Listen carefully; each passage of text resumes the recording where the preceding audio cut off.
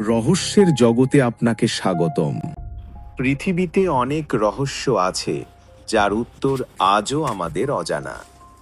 কিন্তু আজ আমরা এমন দুই বোনের কথা বলবো যাদের জীবন বিজ্ঞান এবং মনস্তত্ত্বের কাছে এক বিশাল প্রশ্নচিহ্ন।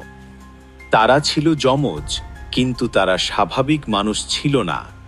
কেউ তাদের কথা বুঝতে পারত না। তারা নিজেদের মধ্যে এক অদ্ভুত সাংকেতিক ভাষায় কথা বলতো।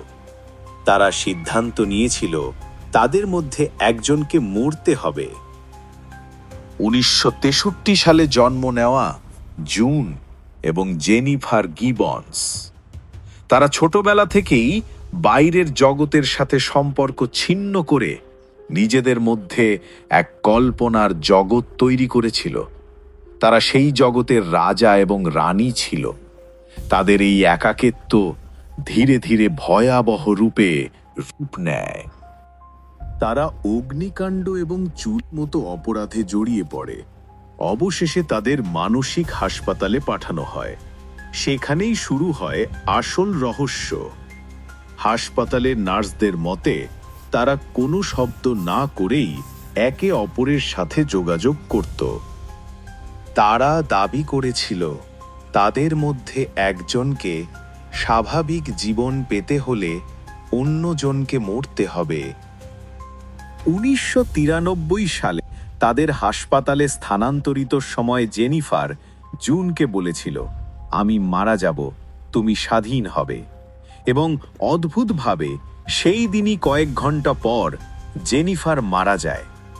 পোস্টমর্টেম রিপোর্টে কোনো বিষ বা আঘাতের চিহ্ন পাওয়া যায়নি। ডাক্তারদের ধারণা ছিল এটি একটি হার্ট অ্যাটাক, কিন্তু তার হার্ট অ্যাটাক হওয়ার মতো কোনো কারণ ছিল না। জেনিফারের মৃত্যুর পর জুন সবাইকে হতবাক করে দিয়ে সাধারণ মানুষের মতো কথা বলতে শুরু করে। সে বলেছিল, আমি অবশেষে স্বাধীন।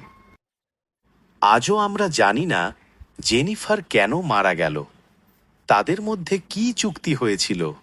এটি কি কোনো অতিপ্রাকৃত ঘটনা নাকি মনস্তাত্ত্বিক জটিলতা? এই প্রশ্নের উত্তর আজও বাতাসের সাথে মিলিয়ে গেছে। দ্য সাইলেন্ট টুইনস আজও এক অমীমাংসিত রহস্য। এমন রহস্যময় ভিডিও আরও দেখতে চাইলে সাবস্ক্রাইব করে পাশেই থাকুন। ধন্যবাদ।